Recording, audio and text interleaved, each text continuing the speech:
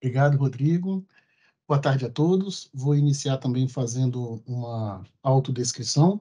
Eu tenho 36 anos de idade e esse fato eu só confesso para as 60 pessoas que estão aqui presentes e para as milhares que vão assistir depois na Webteca. Eu tenho uma pele branca, castigada pelo sol dos parquinhos de Brasília.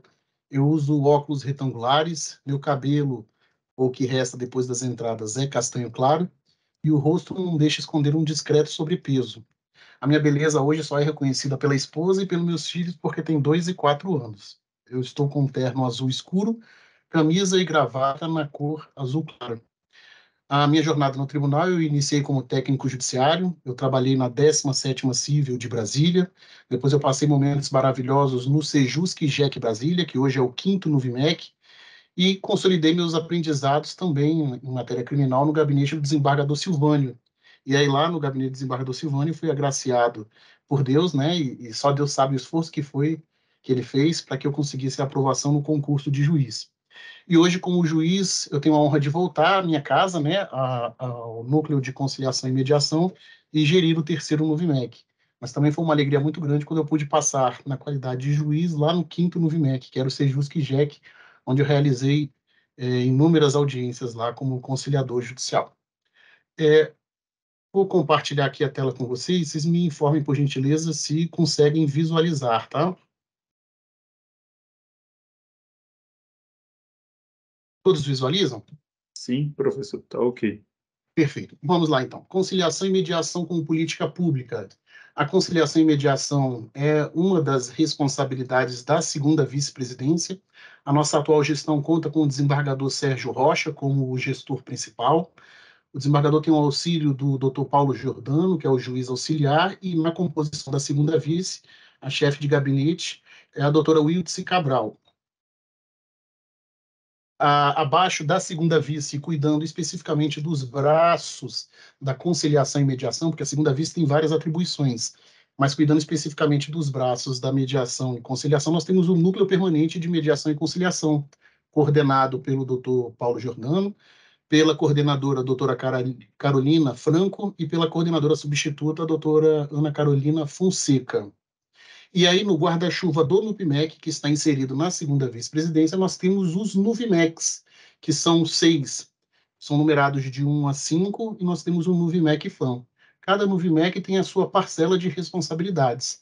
Hoje eu atuo no terceiro NUVMEC, que cuida de Ceilândia, Gama, Núcleo Bandeirante, Recanto das Emas, Riacho Fundo e Santa Maria, mas todas as unidades jurisdicionais cíveis e de juizado são atendidos por um desses Nuvimecs aqui. O quarto Nuvimec ele cuida também do fiscal, do itinerante, e o Nuvimec FAM tem a responsabilidade de cuidar das demandas envolvendo, né, o direito de família, fazer um tratamento adequado.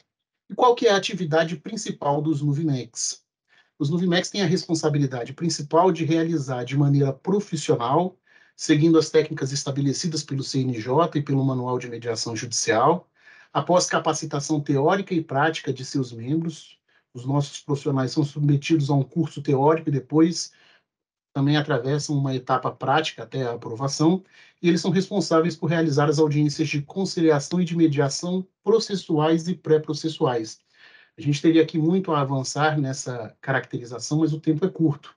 Mas a gente tem feito um trabalho também muito bonito nos pré-processuais, inclusive no Nuvimec FAM, e isso já produz efeitos na diminuição de demandas para a via processual. É um trabalho que a última gestão começou com a gestão da desembargadora Ana Maria, passou pela gestão anterior e continua nessa atual gestão sendo muito bem feito. E aí a primeira indagação que eu acho importante apresentar para os senhores é: o processo deve ser direcionado para uma audiência de conciliação ou para uma audiência de mediação? E aí, embora a lei traga até um norte, esse norte não é muito claro. Então, em termos mais fáceis, mais digeríveis, né, como é que a gente diferencia se a gente vai encaminhar esse processo para conciliação ou para mediação?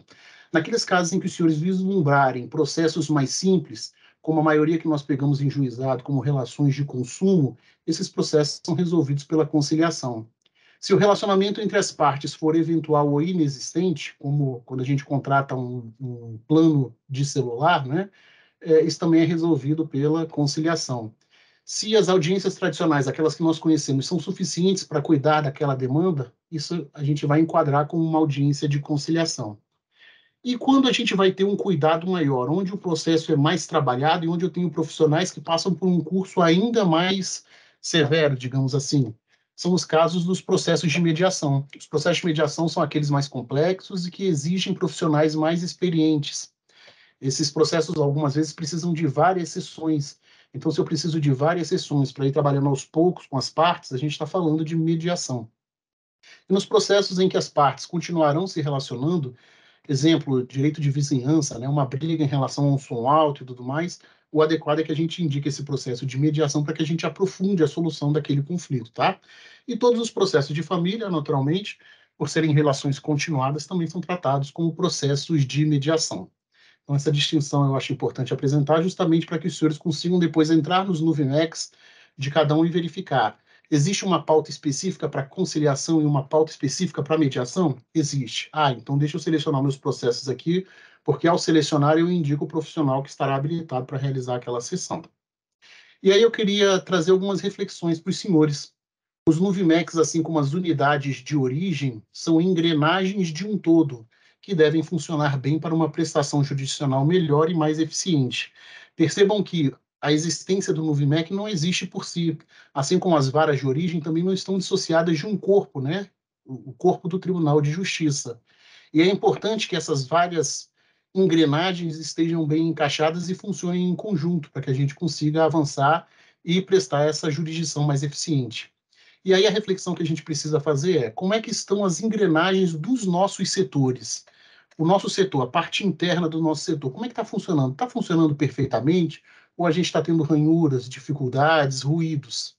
E mais do que isso, a gente tem a percepção de que os nossos setores não existem por si, mas que se comunicam com outros? Como está essa relação entre os nossos setores e os outros setores? E aí eu vou trazer um dado interessante aqui para apresentar aos senhores, que diz respeito ao terceiro Nuvimec, mas essa fotografia também é aplicada nos outros Nuvimecs. No ano de 2022, nós tivemos 17.698 audiências designadas, mas realizamos apenas 7.796 audiências. Tem uma diferença aí, portanto, de quase 10 mil audiências. E aí, só para esclarecer para os senhores, audiências realizadas são aquelas em que as partes comparecem. As partes comparecem e a gente efetivamente consegue trabalhar as técnicas e buscar um acordo. As audiências não realizadas, alguma das partes faltou e a gente efetivamente não consegue iniciar o processo de negociação, porque houve essa ausência. Agora, qual é a consequência do processo dessa ausência? Vejam, se as partes foram intimadas, não há prejuízo para o processo, porque o processo vai caminhar. Então, a título de exemplo, no juizado, se o requerido não comparece à audiência, o processo vai seguir a título de revelia, né? Então, ele assume aquele ônus. Se a parte autora não comparece, ele pode ser extinto por desídia, né? No caso das varas cíveis, a aplicação de uma multa, mas o processo volta a caminhar. Agora, essa diferença de 10 mil processos entra substancialmente aqui, nos casos de partes não intimadas. Então, aquele período entre a marcação da audiência e a realização da audiência foi insuficiente para que a vara de origem conseguisse empreender todas as diligências necessárias para localizar aquela pessoa e para que ela pudesse entrar na audiência e ser qualificada essa audiência como realizada ou como não realizada, mas com partes intimadas. E aí percebam, então, que o funcionamento de excelência das varas de origem, né, na expedição, impacta sensivelmente nesses nossos números. Então, às vezes, a pauta está elastecida, mas a gente precisa avançar e ver o que a gente pode fazer para diminuir essa diferença entre audiências designadas para audiências realizadas. E aí a ideia que a gente traz aqui para refletir juntos, né? Existem dezenas de mecanismos para se tentar localizar, citar e intimar uma parte. E aí eu pergunto, nós, nos nossos setores, já tivemos a curiosidade de descobrir quais são as varas mais eficientes nesse quesito, para identificar o que fazem, quais são as metodologias que adotam? E nós, nos Nuvimex, conseguimos até ter um olhar parcial sobre isso, porque como a gente trabalha com muitas unidades, a gente vê estratégias de localização que variam. Então, algumas pesquisam no CEMAN aquela informação, outras já utilizam o banco de diligências, né, o BEND, algumas também fazem uma pesquisa processual, Algumas varas mandam o endereço também, o mandado, né? Eles pedem o mandado com a indicação de endereço, mas também com o do telefone. Algumas varas têm uma atuação proativa na busca do endereço. Algumas varas se utilizam do WhatsApp ou do WhatsApp Business, né? E algumas também refletem sobre mecanismos de soluções mais rápidas e eficientes na expedição. Quantos cliques eu estou dando? Eu estou dando 10 cliques, 20 cliques para expedir um mandado? Ou não, eu estou com um processo tão moroso que eu preciso dar 50 cliques até expedir um mandado. Vejam que é importante que a gente reflita sobre isso, porque muitas vezes a gente pega processos, deixa eu ver até se é o próximo slide, é esse slide aqui, muitas vezes a gente pega um processo lá nos Nuvimex e uma busca processual simples nos indica o endereço da pessoa.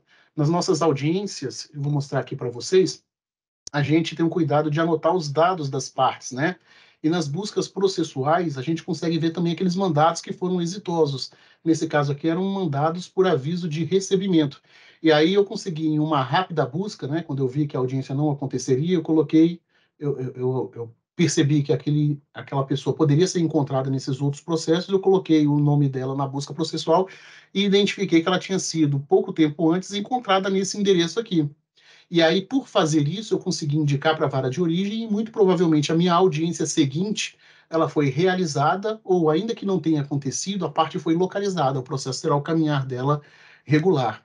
Percebam que desenvolvermos uma sistemática que permita localizar produz efeitos nos números do setor, né? Quanto mais a gente conseguir fazer com que as pessoas sejam localizadas, mais audiências eu vou ter realizadas, né? Eu diminuo essa diferença. Uma outra tentativa que os Nuvimex realizaram por algum tempo foi a de, à semelhança do que acontece nos consultórios médicos, a gente mandar um lembrete um dia antes das audiências.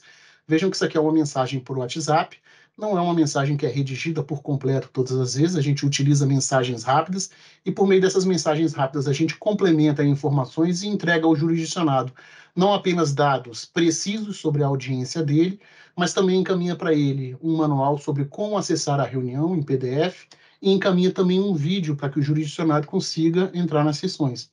O que os nossos setores estão fazendo? Estamos buscando aperfeiçoar a nossa prestação jurisdicional. Quer dizer, a gente precisaria fazer isso? Não precisaria. Mas quando a gente teve braços e conseguiu fazer isso, os resultados foram expressivos no comparecimento das partes em audiência? Foram. E essa é uma experiência que não é inovadora. A gente que roda bastante, a gente percebe que muitas varas adotam sistemáticas semelhantes quando vão intimar testemunhas para a audiência. É natural que o ser humano esqueça, né? Tem uma vida atribulada, e aí quando a vara, um dia antes, entra em contato telefônico com as testemunhas e as relembra, a taxa de presença é muito grande. Então, quais são as vantagens que uma sistemática simples dessa nos traz? Primeiro, relembra as partes, ensina essas partes a entrar na sessão, porque a gente manda um PDF e um vídeo. A gente evita remarcações, a gente evita testes de conectividade e agendamentos de sala passiva, porque se ela conseguiu participar com base nessas informações que nós repassamos, ela não vai precisar de uma sala passiva, então eu não sobrecarrego as salas passivas. E essa é uma estratégia também que a gente chegou a utilizar por um tempo para convidar as partes cujo AR era recebido por terceiro e para as partes não citadas, né? Quer dizer, a audiência não vai acontecer porque a parte não foi citada ou a dúvida se ela vai acontecer porque esse AR foi assinado por terceiro. Em termos jurídicos, a gente sabe, essa pessoa não foi citada e intimada porque a citação é pessoal.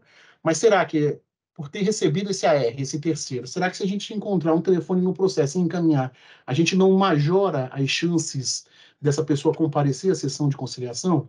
Porque ela vai ser cancelada, né? Ou então a chance dela ser infrutífera é grande. Será que eu aumento as minhas chances de êxito? E aí vocês devem se perguntar, ah, meu Deus, mas isso dá muito trabalho. E aí eu queria mostrar para vocês aqui um mecanismo simples. Deixa eu verificar aqui que o meu mouse não está muito bom. E aí eu pego como exemplo esse processo aqui, ó. Esse processo, eu já descobri, de uma audiência de amanhã, eu já descobri que o AR foi recebido por terceiro. O que a gente tem aqui? A gente tem uma certidão no processo que a gente diz, conquanto a parte não tenha sido citada e intimada, este setor enviou os dados da audiência para o WhatsApp de número tal, que é o WhatsApp da parte requerida. E aí o que a gente faz? A gente copia esse telefone, entra no WhatsApp Business, coloca esse telefone aqui, dá um enter, isso cria um hiperlink no WhatsApp Business, a gente coloca para conversar com essa pessoa, e aí eu peço para que vocês marquem o tempo que eu gasto, através de mensagens rápidas, para encaminhar esse convite para a parte requerida Marilene, olha. eu entro aqui na mensagem, eu coloco o número do processo, eu indico aqui, por meio da certidão, as partes envolvidas, eu indico que essa audiência de conciliação é do dia 17. Essa mensagem hoje eu não padronizei, mas a gente padroniza diariamente, na quarta-feira. Eu vejo que o horário dessa audiência é às 17 horas. E eu coloco aqui 17 horas. Coloco o link aqui dentro, dou um Enter, a mensagem foi enviada já sob um padrão de fácil visualização. Eu boto aqui dentro tanto o vídeo quanto o material em PDF, dou outro Enter, e aqui eu coloco o link da audiência, facilitando ainda o acesso dessa pessoa, e dou um Enter. Vejam que a senhora Marilene, com essa minha providência que durou alguns segundos, as chances da senhora Marilene comparecerem à sessão agora são bem maiores. E eu gostaria de registrar isso no processo, não basta só indicar. Se eu apertar o Windows Shift e S, eu consigo tirar uma fotografia da parte da tela que eu quero colocar, venho aqui na minha decisão, dou um Enter e dou um Ctrl V. Vejam que, em poucos segundos, eu elaborei uma decisão dizendo que a audiência está mantida, eu encaminhei um convite para a parte requerida comparecer à audiência, eu registro isso por meio de uma fotografia e eu anexo ao processo. Está aqui sendo registrada a decisão, agora demora não é minha, é do PJE, mas essa decisão vem para o processo e as chances que eu tenho amanhã da dona Marilene comparecer à audiência aumentam exponencialmente. Muitas vezes ela pergunta aqui no grupo, o que é isso aí? Que processo é esse? E aí a gente vai orientando ela a comparecer na audiência. Isso exonera a circunstância dela não ter sido efetivamente citada e intimada? Não, esse AR foi recebido por terceiro. Mas se ela comparece espontaneamente, o que a gente tem é a possibilidade dela comparecer a essa sessão. Vejam que é uma providência que nós adotamos por certo período, que as varas também podem adotar, se elas quiserem, que assim, os interessados somos nós e as varas de origem, né? Quando eles mandam esses convites, eles aumentam a quantidade de presença e evitam remarcações. E remarcações geram inúmeros atos processuais. E inúmeros atos processuais oneram a equipe que já está sobrecarregada. Vejam que essa é uma das estratégias que a gente pode utilizar e a gente utilizaria se a gente tivesse braços para mandar isso para todas as pessoas. Esse aqui é um vídeo que explica com cuidado para o jurisdicionado sobre como ele entra na sessão.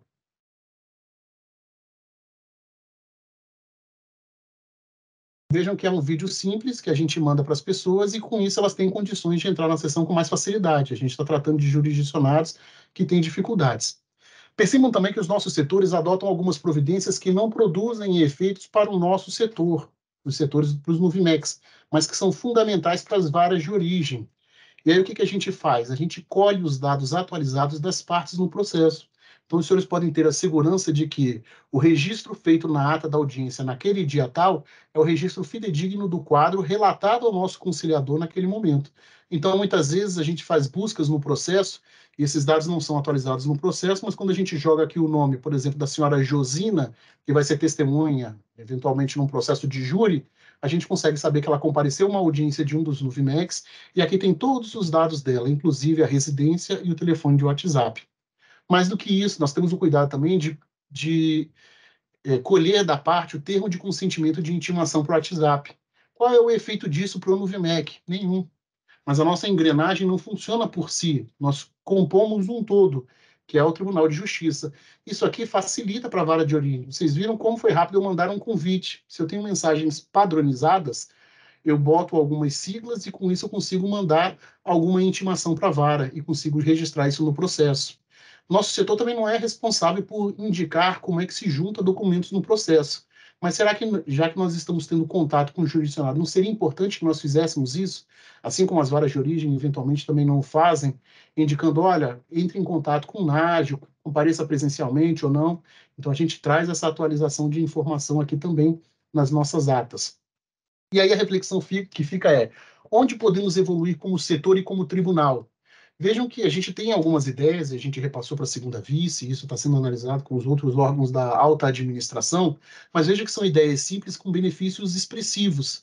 Explicar e colher do jurisdicionado na distribuição a necessidade de agendamento de sala passiva. Se eu estou em contato com o jurisdicionado, o que me custa perguntar para ele? Seu João, o senhor consegue entrar na audiência virtual? Quer fazer um teste aqui? O senhor tem acesso a esse videozinho aqui que explica? Ah, meu filho, eu tenho dificuldade, não vai ter condições de entrar. Ah, não, então calma, seu João. Qual fórum que o senhor prefere ir, então, para participar dessa audiência virtualmente? Vai ser um um órgão lá específico para cuidar disso. Ah, eu prefiro nesse fórum aqui mesmo. Aí, ou o servidor da distribuição já agenda, ou ele pede para que alguém da vara de origem certifica no processo, e aí a vara de origem faz esse agendamento. Mas a gente deixa de perder uma audiência, porque a parte só vai reconhecer a incapacidade dela no momento de tentar entrar na sessão. E com isso eu perco aquela sessão, e com isso eu tenho que praticar inúmeros outros atos processuais para renovar aquele ato, né, a nova audiência. Vejam também que existem variadas salas passivas e o protocolo de atendimento delas também é variado. E se a gente desenvolvesse um agendamento eletrônico e um cancelamento por meio virtual da intranet, por exemplo, a gente desocuparia parte da força de trabalho das diretorias do fórum. Isso permitiria que a gente tivesse autonomia. Vejam que é uma ideia que a gente está buscando implementar. Ideia, quando eu digo, da segunda vista, né? A segunda vista tem buscado implementar com os outros órgãos da administração. A gente constata também que algumas audiências a gente perde com a parte no fórum. Veja como é inadmissível isso. A parte está na sala passiva e aí ela não consegue participar da sessão mesmo na sala passiva. A gente tem que desenvolver protocolos para que isso não aconteça. Se ela está dentro do judiciário, algum mecanismo a gente tem que construir, né? Será que esses servidores têm acesso ao PJE? Será que eles fizeram um dos vários cursos que a nossa escola está fazendo sobre o funcionamento, as funcionalidades do Microsoft Teams? Né? Vejam que é uma funcionalidade pequena, né? Uma adoção de alguns cuidados pequenos, mas que geram resultados expressivos, né? Nas varas de origem e no tribunal como um todo. Uma outra informação simples também seria a indicação de endereço no formulário do NAGE. Não é incomum que, às vezes, o oficial de justiça tente encontrar as pessoas em casa e aí alguém se omita lá, diga, não conheço, mas assim, fale assim, ó, seu João, te pegaram aqui, vê o oficial de justiça, comparece lá no fórum, vê direitinho isso. Aí seu João comparece lá no fórum e aí ele diz assim, olha, eu não pude comparecer à audiência não, em razão de alguma circunstância, e aí ele registra isso. E aí o juiz de origem vai lá e fala assim, não, tá bom, vamos remarcar essa audiência então. Remarca a audiência e intime as partes. Cadê o endereço daquela parte? Os mandados vieram descumpridos, a parte tomou conhecimento em algum daqueles endereços, a gente não sabe ao certo como, mas tomou, junto uma petição no processo, mas não temos o endereço dela. Então vejam que a inserção de campo para indicação de endereço no formulário do NAGE é uma providência simples que nos permitiria identificar o endereço das partes naquelas hipóteses em que a gente não as localizou. E mais, as partes não são formadas em direito. Quando a parte não é formada em direito, ela não sabe que precisa manter o endereço atualizado e comunicar no processo. Muitas vezes ela muda e não se atenta a essa questão. Vejam que se toda vez que ela se manifestar no processo, a gente tiver um campo para ela atualizar o endereço e indicar inclusive telefone, a gente vai conseguir saber eventualmente quando ela mudou e encontrá-la no endereço correto.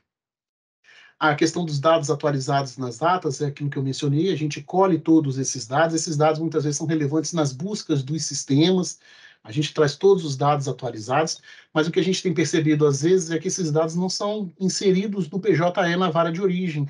E quando não são inseridos, é lógico que a vara de origem pode ir na ata, pesquisar aquilo e suprir aquela necessidade. Mas quando a gente pensa que a vara de origem não existe por si só, e que essa informação é relevante para todos os setores, se a vara de origem preenchesse esses dados no processo, isso permitiria que o júri, que uma vara criminal, que uma vara de Maria da Penha, que um outro juizado, que uma outra vara civil tivesse acesso a esses dados atualizados e que pudesse localizar com mais facilidade.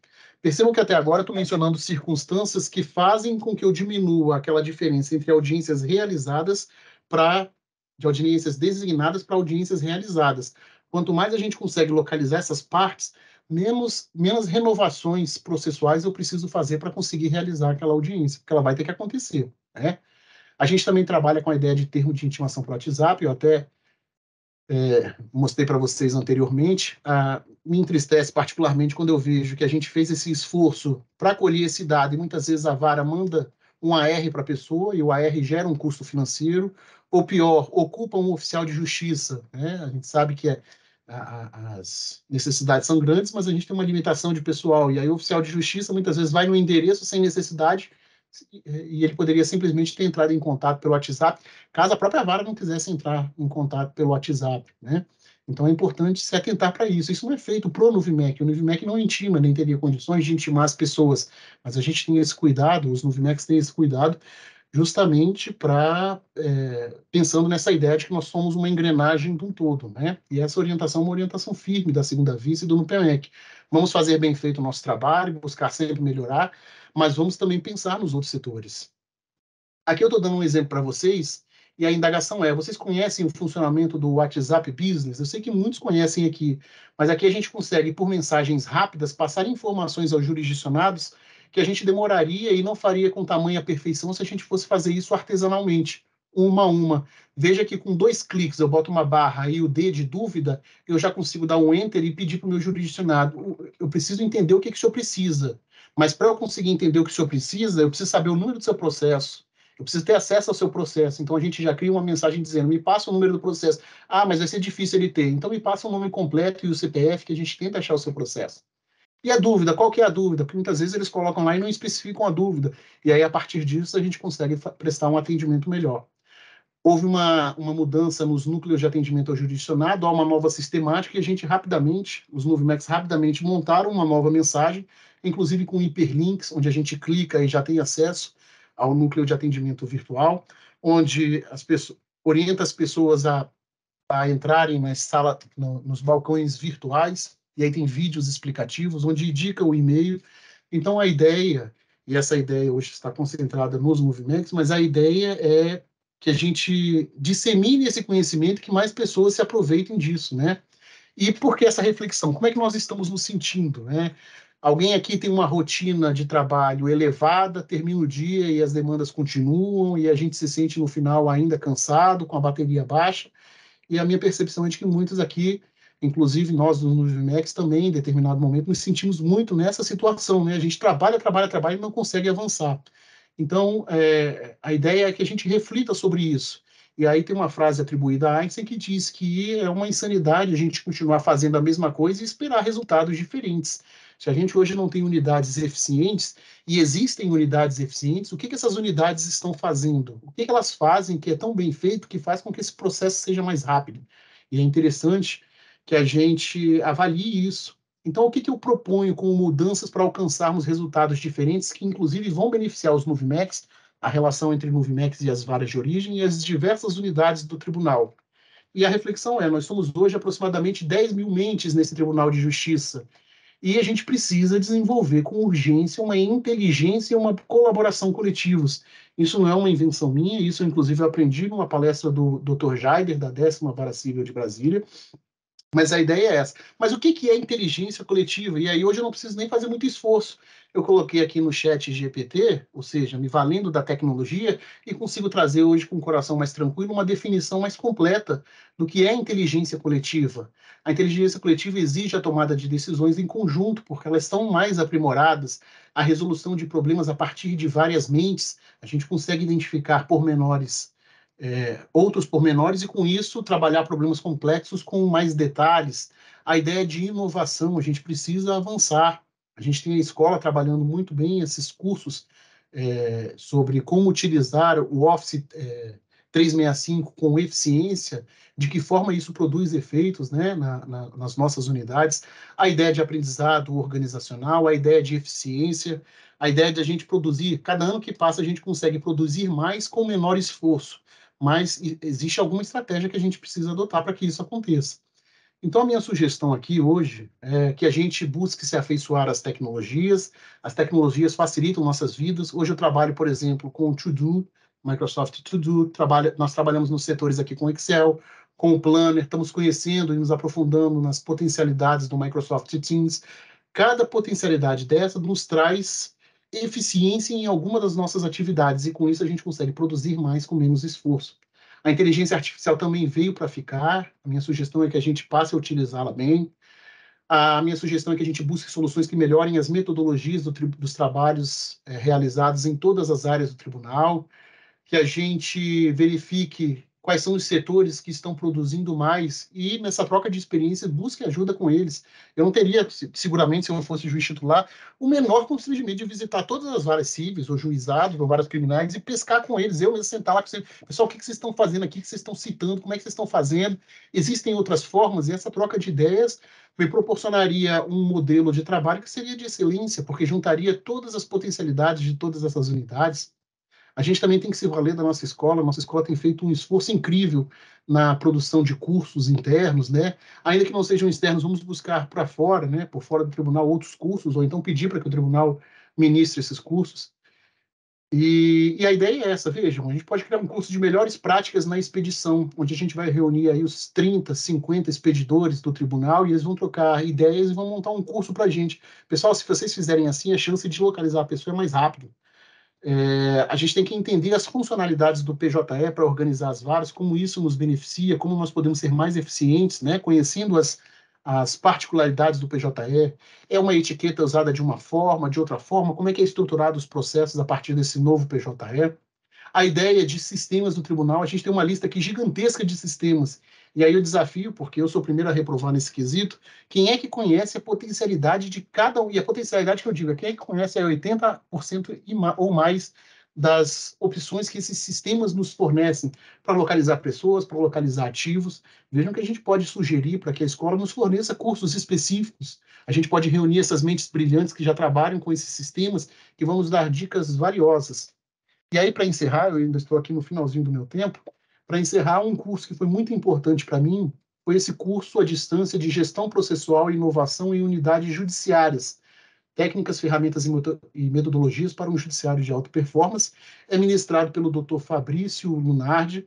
O Dr. Fabrício é juiz do júri de Samambaia, e o júri dele hoje, embora fosse um dos mais difíceis, hoje ele é o melhor júri do Brasil. E tudo isso que eu estou dizendo para vocês, eu aprendi também com ele. E ele dizia: olha, a gente foi pesquisar nos lugares e descobrir as melhores práticas, trouxemos para cá e hoje nós temos o melhor júri. Esse curso, inclusive, começou agora dia 15 de março. Mas eu tenho certeza que, com o interesse dos senhores, a gente consegue renovar. E também, isso aqui já está à disposição na nossa webteca, se eu não me engano, que é a gestão judicial no cenário do PJE. Vejam que a sua vara pode ser criminal, pode ser júri, pode ser VD, pode ser qualquer vara, mas a ideia é aprender os princípios de gestão que foram indicados aqui com o uso da tecnologia e, com isso, desenvolver nossos trabalhos, tá?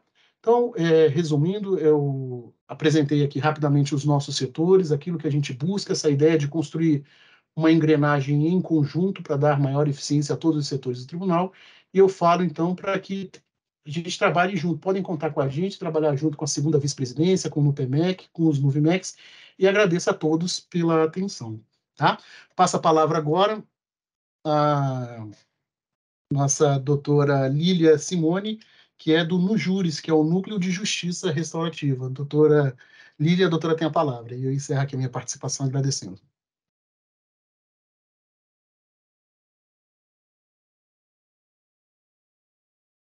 Boa tarde a todos, todas. Só confirmando aí o áudio, tudo ok?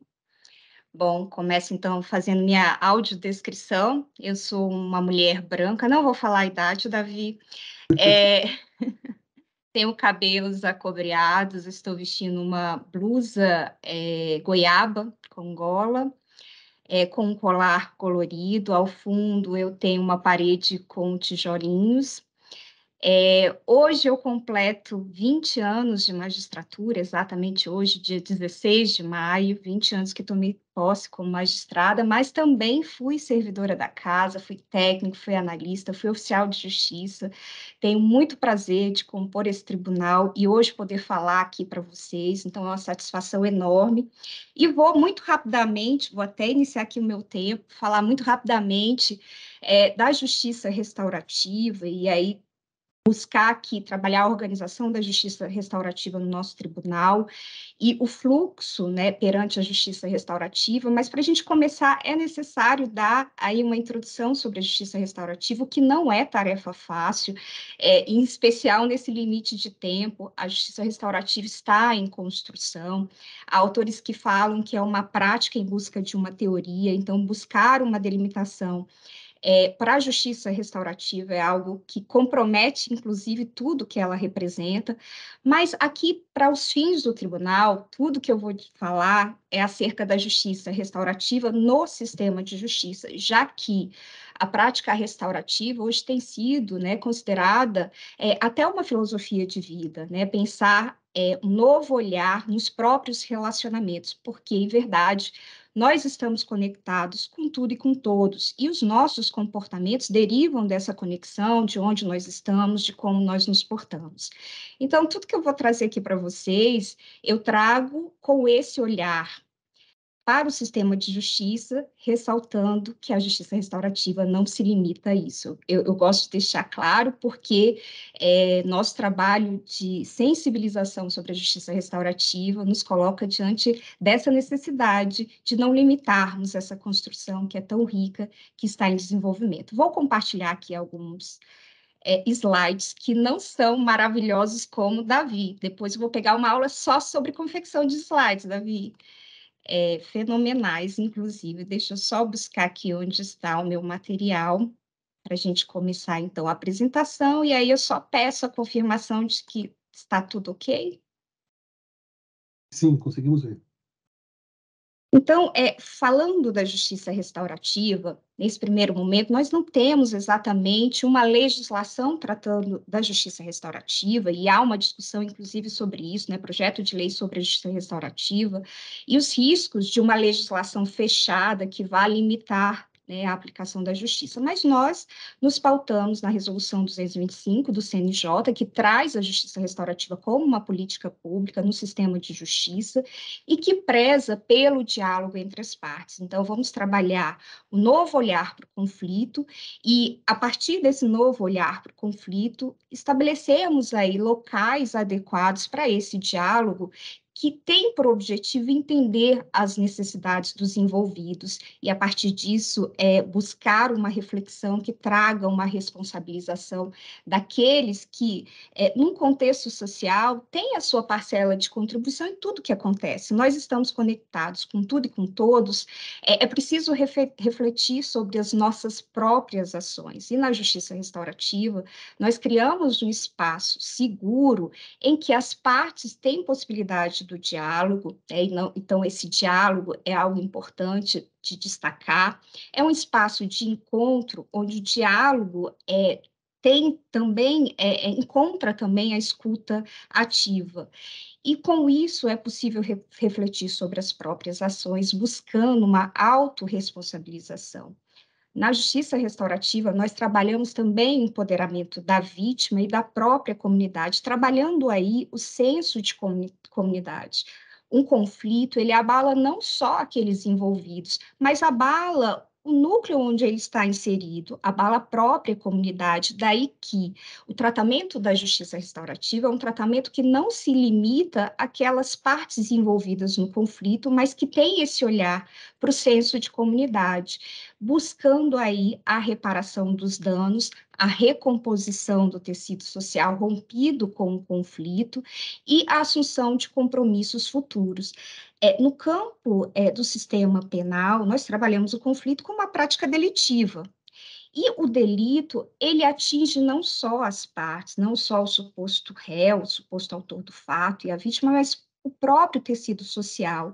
E por isso a justiça restaurativa tem esse olhar diferenciado que busca envolver essas partes, empoderá-las para que elas tenham espaço de fala e de escuta, refletindo sobre o que fizeram e buscando a reparação dos danos e o compromisso para o futuro. Vindo para o sistema de justiça no nosso tribunal, né, e pensando a justiça restaurativa dentro da estrutura institucional, dentro do sistema de justiça, aqui no nosso Tribunal de Justiça, nós temos aplicado práticas restaurativas para os processos dos juizados especiais criminais e, excepcionalmente, também para outras varas criminais. A organização tem sido em torno dos processos dos juizados especiais, e mais à frente eu vou explicar o porquê disso. Feitas essas colocações, nós colocamos aqui o que não seria a justiça restaurativa. Então, em primeiro lugar, é preciso dizer que a justiça restaurativa não é a panaceia que vai resolver tudo, não é essa a proposta, porque às vezes nós que trabalhamos com justiça restaurativa buscamos estabelecer aí o que é a justiça, sempre com esse cuidado de não trazer uma delimitação conceitual, mas expor princípios, valores, fundamentos de aplicação da justiça restaurativa. E quando nós expomos essa visão da justiça restaurativa, esse novo olhar, esse novo paradigma para o tratamento do conflito, muitas vezes a visão é de que nós estamos buscando algo inatingível, e não é isso que nós colocamos.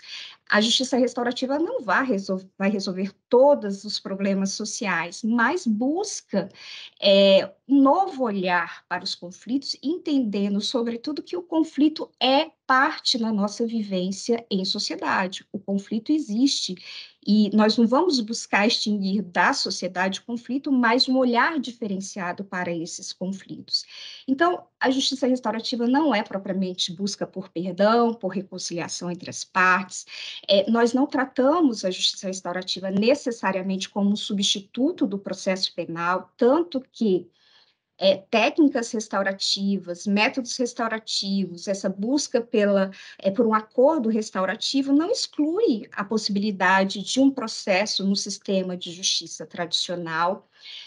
Então, não seria propriamente, embora muitos façam esse paralelo, mas não é propriamente uma oposição à justiça retributiva. O paralelo que se faz é que o olhar da justiça restaurativa para o conflito é um olhar diferente da justiça tradicional. Howard Zeck é um autor que trabalha a justiça restaurativa e que é responsável pela grande difusão da justiça restaurativa de forma doutrinária, traz no seu livro, Mudando as Lentes, essa comparação. Ele que é um entusiasta das fotografias, ele fala que para tirar uma fotografia, ele tem que trabalhar a lente, a depender do que ele pretende ali na sua fotografia, ele vai usar uma lente diferenciada. Então, ele diz que as lentes retributivas vão trazer um resultado para o olhar para aquele crime, para aquele conflito, diferente das lentes restaurativas. O paradigma é outro. O paradigma das lentes restaurativas é a busca pela compreensão do conflito, pelas necessidades dos envolvidos, para que eles, refletindo sobre o que fizeram, busquem, né, por eles mesmos, alcançar, construir uma justiça essa tida como valor, e não como a justiça que nós consideramos, né, a aplicação da lei ao caso concreto, ou o sistema de justiça como um todo. Então, na justiça restaurativa, nós temos esse olhar diferenciado, esse novo paradigma que não se pauta na culpa, na culpabilização. Então, nos processos que são remetidos, né, à justiça restaurativa, o nosso olhar é um olhar que preza pelas partes, pelas suas necessidades, por verificar o dano causado, porque o conflito causa danos, e por reparar esses danos com compromissos para o futuro.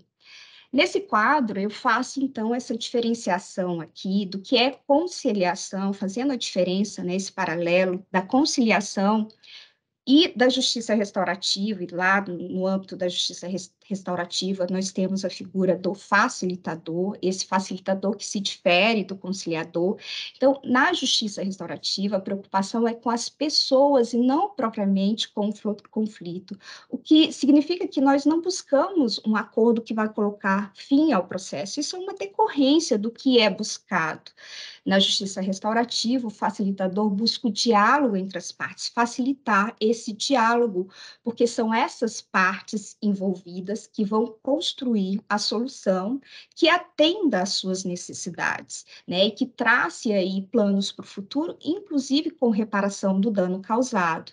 Então, esse é o foco nas necessidades e sentimento das partes. E isso coloca esses envolvidos nesse reconhecimento e assunção de responsabilidade. Por isso, um dos valores da justiça restaurativa é a autorresponsabilização. E é tão interessante pensar, né, nessa autorresponsabilização, nesse espaço de reflexão. Eu que faço parte do sistema tradicional, hoje eu sou juíza no Juizado Especial Civil e Criminal de Samambaia, e trabalho na parte criminal, muitas vezes eu em contato com o autor do fato, eu pergunto, você teve um outro processo que você foi, inclusive, condenado. Ele olha para mim, nem sei dessa condenação. Então, se ele sequer sabe da condenação, como falar em autorresponsabilização? Muitas vezes a condenação é vista pelo autor do fato como algo decorrente daquela fala da vítima, então ele culpa a vítima pela sua própria condenação. No campo da justiça restaurativa, nós temos esse espaço que permite essa reflexão, essa autorresponsabilização, e na prática nós temos tido resultados muito positivos nesse sentido, né, dessa autorresponsabilização, inclusive com uma diminuição da reincidência. Não é o foco da atuação da justiça restaurativa, mas é uma decorrência desse espaço de reflexão.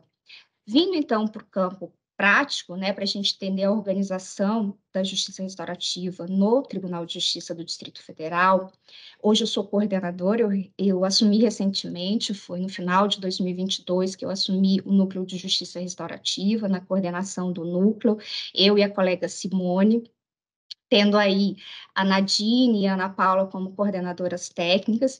Então, nós temos o Núcleo de Justiça Restaurativa organizado no tribunal, e nós temos, como eu disse, não há uma legislação específica, mas nós temos a Resolução 225 do CNJ, temos a Portaria Conjunta 7 do Tribunal, a Portaria Conjunta 12 também do Tribunal, que nos orientam, então, esses documentos nos orientando na organização e na aplicação dos métodos, das práticas restaurativas no nosso tribunal. Também, recentemente, há todo um histórico da justiça restaurativa, o Tribunal de Justiça do Distrito Federal foi pioneiro na justiça restaurativa, até dentro desse histórico da justiça restaurativa que tem quase 20 anos já. Então, os pioneiros são PJDFT, São Paulo, Tribunal de Justiça do Rio Grande do Sul, e o que nos honra e nos traz alegria é pensar que nesses 20 anos, quase 20 anos, o tribunal, de forma ininterrupta, tem dado continuidade às práticas restaurativas, e recentemente houve uma reorganização da estrutura do Núcleo de Justiça Restaurativa para abarcar todo o Distrito Federal. Nós tínhamos centros de justiça restaurativa e alguns fóruns, atendendo, então, as demandas de alguns fóruns do DF, e hoje o que nós temos de reestruturação são 3 centros de justiça restaurativa que atendem a todo o tribunal, né?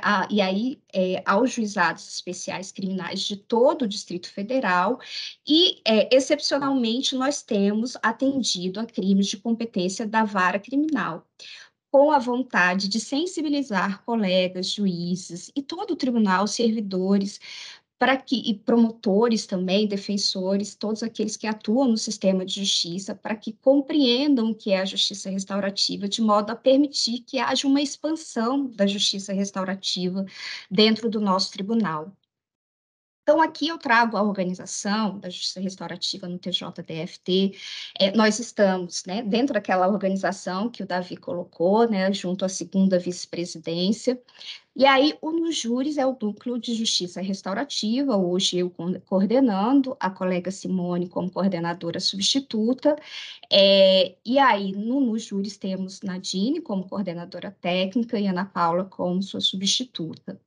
Vinculado, então, nos júris, o NUVJURES, nessa reorganização, nós reestruturamos a justiça restaurativa, e esse núcleo virtual de justiça restaurativa foi criado, não havia na organização anterior, e esse núcleo, como o próprio nome diz, virtual, ele abarca toda a parte administrativa, todo o apoio administrativo da justiça restaurativa, já que hoje recebemos processos vindos de todos os juizados especiais criminais.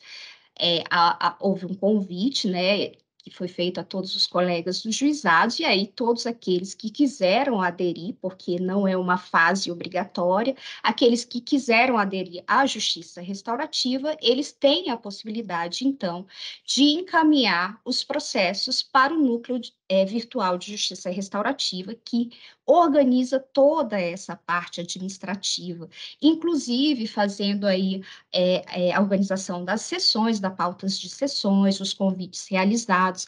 É importante destacar que toda a participação na justiça restaurativa é feita de forma voluntária. Todas as partes, todos, inclusive profissionais, estão dentro desse campo de atuação, com esse novo paradigma, a partir da sua vontade. Então, é princípio da justiça restaurativa a voluntariedade. Então, encaminhados os processos ao núcleo virtual de justiça restaurativa, nós vamos convidar os envolvidos a participar. Por que que a opção é pelos processos dos juizados? Porque no campo do juizado especial nós temos margem a acordos que vão implicar em arquivamento do processo, em virtude dos benefícios da Lei 9.099.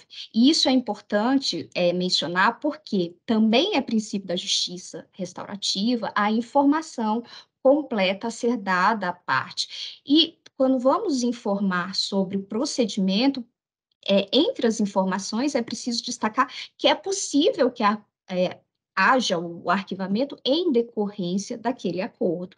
Daí a necessária sensibilização dos colegas para que compreendam como é o fluxo dentro da justiça restaurativa, para que em suas respectivas varas eles completem esse fluxo, para que não haja contradição entre o que aqui acontece e os andamentos que vão acontecer nas varas.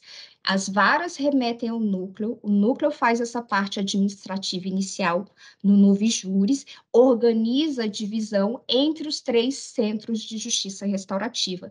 Então, hoje temos primeiro centro de justiça restaurativa com um supervisor e 6 facilitadores, segundo centro com um supervisor e 5 facilitadores, e o terceiro centro também com supervisor e 5 facilitadores. Esses centros recebem procedimentos de todos os juizados, ou seja, eles não estão vinculados territorialmente a uma ou algumas das circunscrições.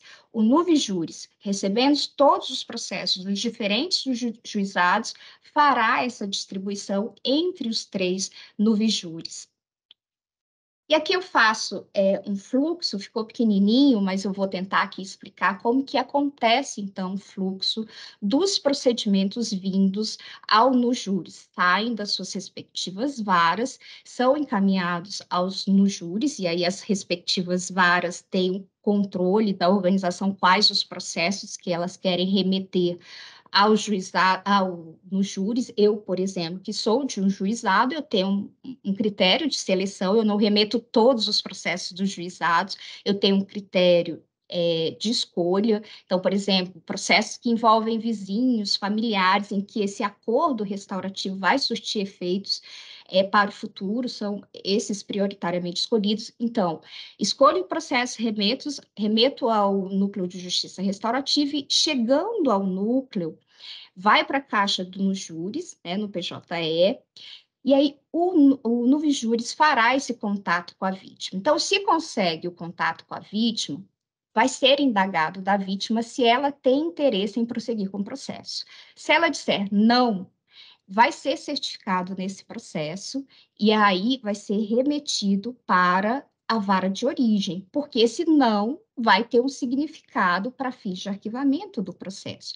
Agora, se essa vítima disser sim, quero dar prosseguimento, o segundo passo é perguntar se ela tem interesse em participar da justiça restaurativa, já que a participação é voluntária. Se ela disser não, não quero, vai ser encaminhado o processo para sua vara, certificado e encaminhado para a vara de origem. Se ela disser sim, quero participar, e lógico, vai ser explicado o que é participar da justiça restaurativa. Dizendo sim, vai ser o autor do fato, o suposto autor do fato, será convidado a participar do encontro também. Então, com isso, lá no PJE vai ser designada a audiência, que é a nossa sessão restaurativa, e aí, realizada essa audiência, é possível que haja um acordo restaurativo, e esse acordo restaurativo vai ser redigido e encaminhado para a vara de origem. Se o acordo restaurativo não for obtido, vai ser certificado isso também e encaminhado para a vara de origem. Então, perceba que a nossa atuação, né, de forma muito rápida, estou tentando resumir ao máximo, na justiça restaurativa, tem como finalidade criar esse espaço de diálogo para a construção das partes, e essa construção é pautada no momento, no espaço seguro, que é um encontro em que há possibilidade de fala, possibilidade de escuta ativa, e que ali, em razão desse espaço, que é um espaço seguro e essa segurança importa em confidencialidade, o que significa que o que ali é tratado não vai sair dali, a possibilidade de autorreflexão, autorresponsabilidade, acordo sobre a reparação do dano e acordo para o futuro, ela é muito mais viável. E isso acontecendo, o espaço foi criado, a construção foi feita, só que a homologação e o andamento posterior é da vara de origem. Então, por isso, a vara de origem também tem que compreender o que significa esse acordo restaurativo.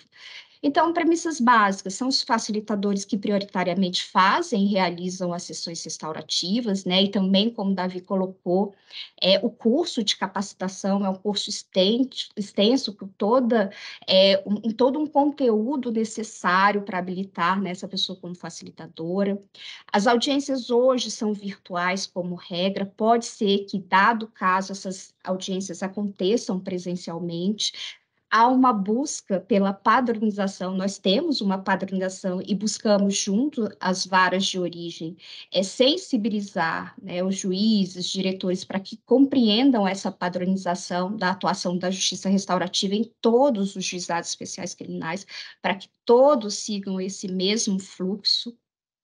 E aí, dentro dessa organização, no júris é o órgão de macrogestão e tem, né, por finalidade, desenvolvimento de plano de implantação, difusão e expansão da justiça restaurativa, busca, então, aí a interlocução das redes parceiras, formação e capacitação continuada e coordenação do Nuvijúris e Sejúris. Hoje nós temos vários projetos, não só dentro do tribunal, hoje, atualmente, inclusive, estamos aí de forma pioneira, implantando a justiça restaurativa nas escolas, em parceria com o CNJ. O CNJ declarou esse ano o ano da justiça restaurativa nas escolas, e no Júris traz toda essa organização, inclusive na formação e capacitação daqueles que estão envolvidos no projeto e em vários outros projetos. O Nuvijúris faz o contato para as partes, aquele convite que eu mencionei, todos que vão participar da justiça restaurativa são convidados, então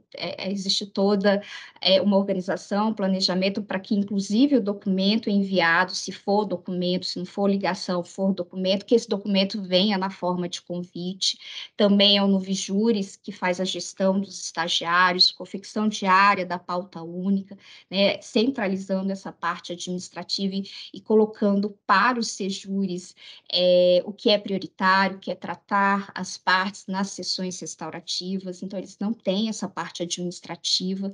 Também o Nuvijúris que faz a certificação dos links nos processos das sessões, fechamento diário de estatísticas e envio das PSUs, né, que é a satisfação dos usuários e as partes. Isso também é importante para nós, para saber o índice de satisfação, o retorno que as partes têm sobre os encontros restaurativos, né, toda a sua participação na justiça restaurativa. Os sejúris realizam as sessões restaurativas e auxiliam na supervisão das atividades dos novos facilitadores. Então, Lady Muff, minha cachorrinha nunca late, hoje ela está aqui latindo. A capacidade de atendimento de cada facilitador hoje na justiça restaurativa são 2 sessões por dia, 10 sessões por semana e 40 sessões por mês. E aí vão falar, mas só 2 sessões por dia? Só não. Nós pensamos esse olhar diferenciado. O facilitador não vai conduzir acordos, não vai buscar acordos. O facilitador vai criar um espaço seguro de diálogo, de encontro, e para isso é necessário tempo. Há sessões que duram até mais. Às vezes são necessárias muitas sessões para um único procedimento. Então, nós temos essa limitação. E aí, de forma bem breve, alguns números, processos recebidos pelo Nujúris lá em 2022, 6.762, sessões designadas, 3.655, sessões realizadas, 2.536, e acordos realizados, 1.304, tendo assim como número, né, de pessoas atendidas, 10.413. De forma muito rápida, né, atendendo aí o limite de tempo, é isso que eu queria colocar para vocês. Foi um prazer enorme poder dar essa noção da justiça restaurativa no âmbito do nosso tribunal, há muito mais falar, mas eu acho que para os fins propostos aqui no nosso encontro era isso. E eu vou, então, entregar a palavra para Josilene Feitosa, né, que vai dar continuidade, agradecendo imensamente o convite, a possibilidade de estar aqui falando para todos vocês. Obrigada, doutora Lília. Primeiro, gostaria de agradecer a presença do doutor Davi e da doutora Lília, que gentilmente aceitaram o nosso convite para falarem para vocês sobre esses assuntos tão importantes. Eu vou fazer minha autodescrição, a gente já está um pouquinho avançado no horário, 4 minutinhos, mas eu vou passar aqui rapidamente em que tudo isso reflete em termos de tabelas processuais, que é o nosso objetivo desse webinar. Só que não tem como falar de tabelas processuais sem informar sobre essas questões tão importantes para o nosso tribunal, a respeito de conciliação, mediação e justiça restaurativa, né? Então, eu sou uma mulher branca, de cabelos castanhos, até já me adiantei falando um pouco sobre o webinar, de cabelos castanhos, olhos castanhos, estou vestida com uma camisa laranja estampada e com um plano de fundo com a imagem do tribunal e da escola de formação. Bem, boa tarde a todos novamente. Vou compartilhar aqui a apresentação rapidinho e tentar ser o mais objetivo possível, tá? Então, em relação aos dados de produtividade atinentes à conciliação, mediação e justiça restaurativa para a consolidação da política judiciária nacional de tratamento dos conflitos. Então, em termos de tabelas processuais, quando quando nós falamos de conciliação, por exemplo, e mediação, o CNJ ele considera, por exemplo, em relação às classes, lá no prêmio conciliar legal, por exemplo, as classes de conhecimento, criminais e não criminais. Essas classes, elas estão disponíveis nesse link que eu coloquei aí, eu vou colocar o link também no chat, tá? Existe uma página do CNJ que eles tratam as regras de parametrização, que é o caso de uso dessas classes. Então, classes de conhecimento criminais e não criminais. Também eles consideram o grupo de classes de procedimentos pré-processuais, por exemplo, a classe de reclamação pré-processual, além de outras classes, como termo circunstanciado, que eles passaram a considerar nas regras de parametrização do prêmio conciliar legal, as classes de execução de título extrajudicial, execução extrajudicial de alimentos, todas as demais classes de execução e também de cumprimento de sentença. Eu não vou mencionar uma por uma aqui, devido ao horário avançado, tá? Ô, Josilene, Sim, desculpa te interromper, aqui é o Rodrigo. Tem algum material que, tem. que, que... Desculpa, Rodrigo, é porque devido ao horário, eu acabei já acelerando aqui sem apresentar o material. Tá aparecendo aí agora? Tá. Então, Ah, ok. as classes consideradas nas regras de parametrização são essas que eu acabei de mencionar, que estão exibidas agora na apresentação. Será possível pesquisar as classes de conhecimento criminais e não criminais na página do CNJ de regras de parametrização e também as demais classes, tanto em relação à execução quanto cumprimento de sentença e a classe de reclamação pré-processual. Já em relação a movimentos, nós chamamos a atenção para os movimentos considerados também pelo CNJ que identificam que houve uma conciliação, né? Que houve uma audiência de conciliação, de mediação, e que aquela conciliação ela foi frutífera ou não, né? A mediação da mesma forma. E que são registrados por meio dos movimentos de julgamento, todos sob o Código 193.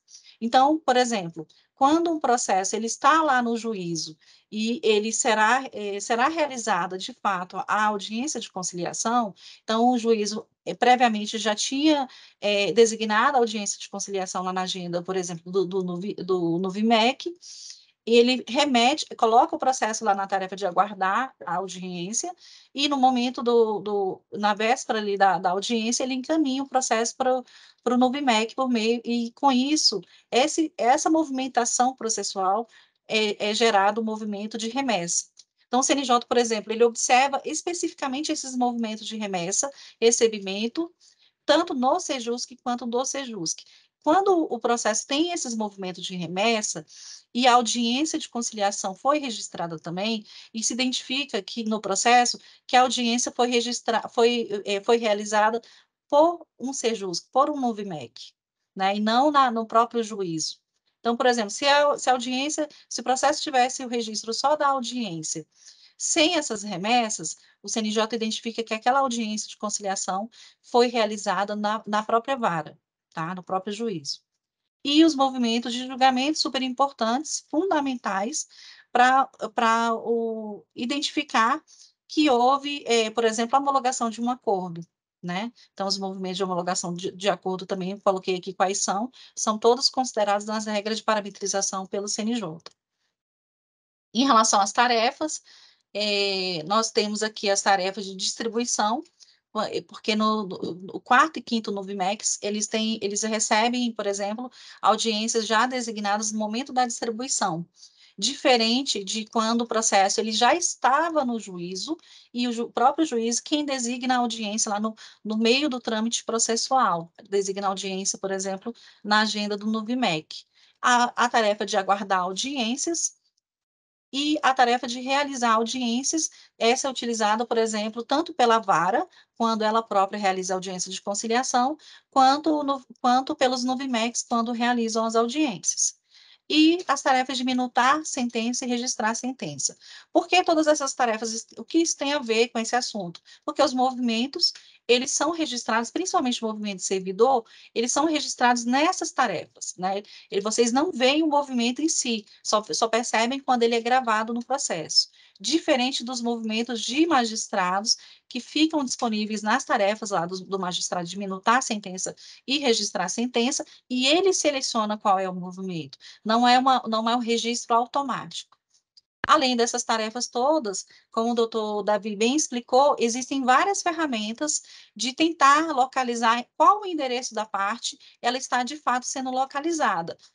Algumas dessas ferramentas nós disponibilizamos no PJE por meio de frames que levam vocês a esses sistemas. Por exemplo, levam até o banco de certidões do SEMAN e também ao BAND.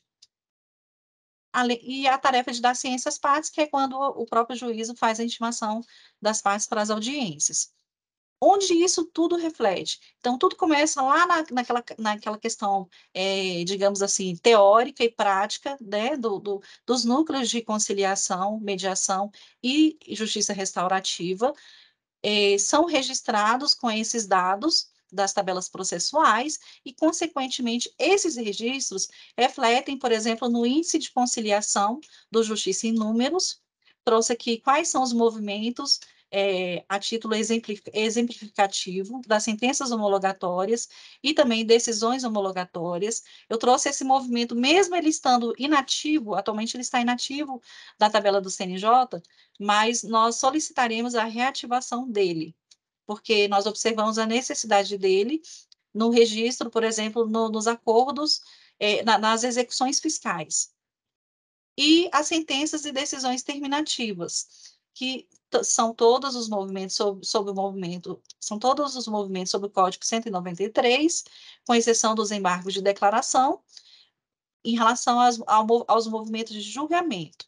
Já em relação às decisões terminativas, para o CNJ, o único movimento que eles consideram como decisão terminativa é o 14.702, que é eles criaram, inclusive, esse movimento justamente com essa finalidade para refletir, por exemplo, nas metas, para indicar a finalização do incidente ou cautelar. Também reflete os dados das tabelas e as regras de parametrização, aliás, os dados das tabelas de conciliação e mediação também refletem na meta 3, que é um dos principais reflexos da conciliação e mediação, tá? Na meta 3. Então, aqui a gente tem um glossário da meta 3 em 2022, por exemplo, e o que foi aprovado para 2023, mas nós não temos ainda o glossário para 2023. Quando vocês perceberem que, por exemplo, no glossário, que ele fala de total de sentenças, decisões de conhecimento, não criminais proferidas no meio de referência. Quais são essas sentenças e decisões de conhecimento? De acordo com as classes de conhecimento que eu mencionei logo no início, que são as regras, conforme as regras de parametrização. Então, o CNJ ele definiu quais são as classes consideradas de conhecimento. Essas classes estão disponíveis na página deles. Eu colocarei aqui também no chat qual é a página das regras de parametrização. E também consideram, por exemplo, casos encerrados por conciliação ainda na fase pré-processual, ou seja, ainda na classe pré-processual. E aqueles casos encerrados por conciliação na fase processual. Então, tudo isso é identificado com classes e movimentos. Também reflete, os dados de conciliação e mediação, por exemplo, também refletem no Prêmio CNJ de Qualidade. Inclusive, nós temos aqui a portaria 82, que foi publicada no dia 31 de março de 2023. Esse QR Code levará até essa portaria, que contém as regras do prêmio desse ano, né? Dentre essas regras, nós temos aqui no eixo de produtividade os índices de conciliação e de composição de conflitos, né? Então, aqui eles tratam sobre atingir os melhores índices. Aqui eles estão considerando, por exemplo, as regras do Prêmio Conciliar Legal de 2022 ainda, e eles informam que o período, quais são os processos, quais são os dados que serão considerados para cada indicador desse, de 1º de agosto de 2022 a 31 de julho de 2023. Tá? E aí eles informam quais são os indicadores: índice de conciliação e composição de conflitos, audiências realizadas no Sejusques ou nas câmaras de conciliação e mediação, para aquele tribunal que tiver câmara, audiências de conciliação, aí eu até coloquei em caixa alta, e mediação realizadas nas varas, ou seja, não são só as audiências realizadas só nos Sejusques, são também as audiências realizadas nas varas e juizados. As sentenças e decisões terminativas que eu acabei de comentar, homologatórias de acordo, tá? E também as sentenças e decisões terminativas não criminais passíveis de acordo, julgados nas varas e juizados especiais. Então, tudo isso, os dados que eles consideram vêm dos registros que vocês efetuam nos processos, conforme as classes e movimentos das tabelas processuais unificadas. Mesma coisa que em relação à transação penal, esse é um item novo, inclusive, que foi cobrado agora no prêmio de 2023, transação penal ou composição civil dos danos na classe de termo circunstanciado. O nosso tribunal defendeu a ideia lá no CNJ para que eles passassem a contabilizar a produtividade dos juízos em relação aos TCs, né? Porque até então isso não estava sendo considerado e a gente achava uma pena, assim, em outras palavras, não considerar todo o esforço que o judiciário faz, depreende, em relação aos termos circunstanciados. Também, sentenças de execução de títulos executivos. Então, quando a gente fala em sentença, movimento de julgamento. Execução de título executivo extrajudicial, não fiscal, é classe. Existe uma classe de execução de título, eu coloquei lá quais são as classes. Tá? Então, execução, sentença, movimento, execução, classe. Sentenças homologatórias de acordo. Então, vocês podem observar que alguns indicadores, eles repetem alguns dados das tabelas processuais, em termos de movimento, e às vezes diferencia na classe. Também, lá no Prêmio CNJ de Qualidade desse ano de 2023, eles consideram os dados, consideram a meta 3, né, que trata especificamente do percentual de conciliação em 2022. Que também, novamente, a gente tem aqui o QR Code para a portaria do Prêmio CNJ de 2023. Tá? E os dados de conciliação e mediação também refletem no prêmio conciliar legal. Esse prêmio, ele é considerado dentro do prêmio maior, porque o prêmio CNJ de qualidade, ele considera outros quesitos, além da questão de produtividade, né? E o prêmio conciliar legal, ele é voltado para as questões de conciliação, é mais específico para esse assunto. Lá no prêmio do CNJ é geral, ele considera vários outros quesitos além de conciliação. Aqui tem um QR Code para a portaria do Prêmio Conciliar Legal. E em relação, eu não vou entrar nos detalhes, tá, do prêmio, eu trouxe aqui só a título de conhecimento, para que vocês passem a conhecer quais são as regras consideradas, por exemplo, esse eu já estou mencionando aqui, que é o prêmio de 2023, tá? Ele vai considerar os dados de novembro do ano passado, se eu não me engano, do ano passado, até 31 de outubro desse ano. Ele tem um prazo diferente do prêmio CNJ de qualidade. Aqui eu trago quais são os indicadores desse prêmio conciliar legal. Então, assim, de forma bem rápida falando, ele vai considerar audiência de conciliação, que é movimento, fase pré-processual, que é classe. Quando ele fala em audiência, movimento, tá? Fase pré-processual, classe. Casos novos de conhecimento, eu coloquei aqui no material como eles consideram casos novos e as classes. Vou avançar aqui um pouquinho, devido ao horário, a gente já ultrapassou o horário, tá?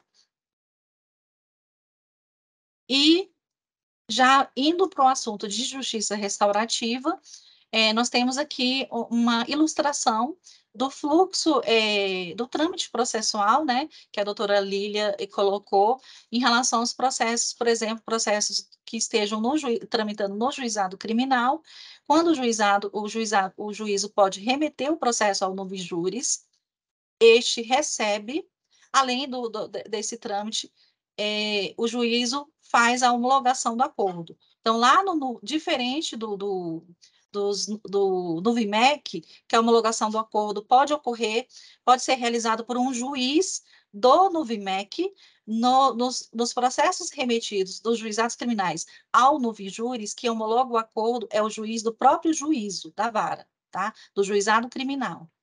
Então, no NUVIJURIS aqui também tem um fluxo diferente do NUVIMEC, porque após, assim, muitos anos ansiando por isso, nós conseguimos implementar no PJE para que as próprias varas consigam designar audiência na agenda dos NUVIMECs.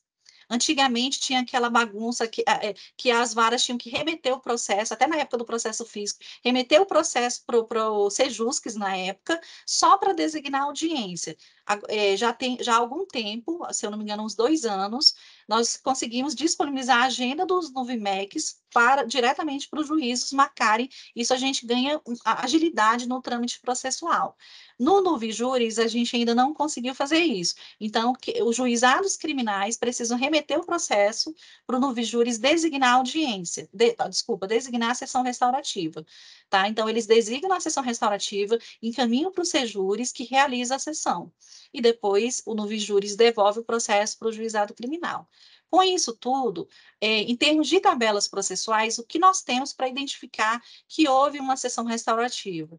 Movimento 15102, que foi pedido do nosso tribunal ao CNJ. Tá? Inclusive, o nosso tribunal está participando de 2 grupos de trabalho no CNJ, que tratam especificamente de justiça restaurativa, e nós tivemos uma reunião agora sexta-feira, com a participação de magistrados, servidores de outros tribunais, e já estamos pensando na possibilidade de criar movimento de julgamento para identificar que aquele acordo, na verdade, está homologando um acordo que foi feito lá, por exemplo, pelos Sejures, lá na sessão restaurativa.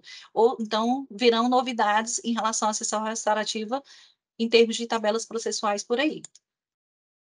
Aqui nós temos depois eu vou colocar na hora de compartilhar com vocês esse material, o QR Code, para quem desejar, mas nós temos aqui o link da página de conciliação e mediação na internet e também o link da página de justiça restaurativa na internet, tá? Além dessas páginas, eu coloquei aqui a página das tabelas processuais no sistema de gestão das tabelas processuais lá no CNJ, de onde vem essa questão da classificação dos processos, classe, assunto, movimento e tipo de documento, e também a página que nós criamos para as tabelas processuais na intranet, no menu institucional. Tá? No mais, eu encerro minha fala também aqui, deixando uma reflexão sobre a questão das tabelas processuais. Nós consideramos, esse já é o 5º webinar que eu falo sobre isso, e volto a falar. Tabelas processuais, elas são a base dos dados estatísticos. Então, é como se fosse a base da casa. né? Então, quando o CNJ cria os dados das tabelas processuais na página deles, e nós inserimos, é feito todo um trabalho, não é um trabalho tão rápido quanto nós gostaríamos, isso não é colocar de forma automática no PJE, nós fazemos um trabalho para inserir esses dados dentro do sistema, e quando nós inserimos, é como se fosse as paredes dessa casa, tá? E basta os dados das tabelas processuais serem inseridos nas paredes, nos sistemas? Não. Porque o CNJ diz como esses dados devem ser utilizados, ou seja, são as regras de parametrização, é o telhado que compõe essa casa, né? Então, é como se fosse o fechamento, criou os dados das tabelas, inseriu no sistema e fechou com as regras, com os casos de uso desses dados das tabelas. Seria lindo, essa casa seria linda se a gente criar, colocar, porque tabelas processuais, gente, é praticamente um ordenamento jurídico aqui dentro das classes e assuntos. O trâmite processual são os movimentos. Tudo isso seria lindo se a gente tivesse todo o ordenamento jurídico aqui dentro das tabelas, tudo isso configurado nos fluxos de tarefas do sistema PJE, por exemplo, e de acordo com as regras que o CNJ determina. Mas, se não tiver um morador nessa casa, ela não serve para nada. Então, se não tiver um usuário, ou seja, na prática cartorária, os servidores e os magistrados, nós não temos dados estatísticos. Então, se o magistrado, o servidor, quiser ter dados estatísticos fidedignos que demonstrem o real esforço depreendido por aquele juízo, é necessário observar se aqueles dados estão sendo registrados corretamente. Nós entendemos o volume de trabalho que todos têm, inclusive nós também temos, né? Mas quanto mais de forma correta vocês conseguirem registrar, melhor os dados serão demonstrados na estatística. E não só para o juízo, né? Porque a principal preocupação é para o juízo, mas isso vai refletir para a estatística do juízo, do tribunal, né? E, consequentemente, o CNJ vai conseguir implementar políticas judiciárias, porque quando ele cria todas essas regras de parametrização e as regras do prêmio CNJ de qualidade, prêmio conciliar legal, é para incentivar e motivar os tribunais a registrarem os dados de forma padronizada, porque isso facilita a compreensão, por exemplo, não só pelos advogados, quanto pelas próprias partes, saber como o processo dele está tramitando, né? E lá na frente o CNJ, enfim, isso vai auxiliar a adoção de políticas judiciárias. Coloco aqui o link e o QR Code para o próximo webinar, né, que tratará sobre acordo de não persecução penal, ação penal e júri, que é um dos temas também bastante cobrados pelo CNJ, inclusive no Prêmio CNJ de Qualidade, tá? E coloco-me também à disposição, coloquei aqui na apresentação os nossos contatos no Teams, podem nos chamar lá por mensagem, por ligação, às vezes a gente não consegue responder na hora, mas a gente responde todo mundo que manda mensagem lá, e o e-mail do CGTPU, tá? Porque esse ciclo de webinários temáticos, ele está sendo promovido pelo Comitê Gestor das Tabelas Processuais, em que o Dr. Caio Brooklyn Sebonge é o presidente do comitê, Dr. Fernando Melo, também, tá? Um é juiz assistente auxiliar da presidência e outro da corregedoria, e este comitê é composto por outros setores estratégicos do tribunal que tratam sobre as questões das tabelas, refletido nos dados estatísticos. Aqui tem algumas orientações que vocês podem observar melhor, com mais calma depois, e fico à disposição. Muito obrigada pelo tempo de vocês, pelo interesse. Mais uma vez, muito obrigada, doutor Davi, doutora Lília, foi um prazer, tá? Uma honra participar desse webinar com os senhores.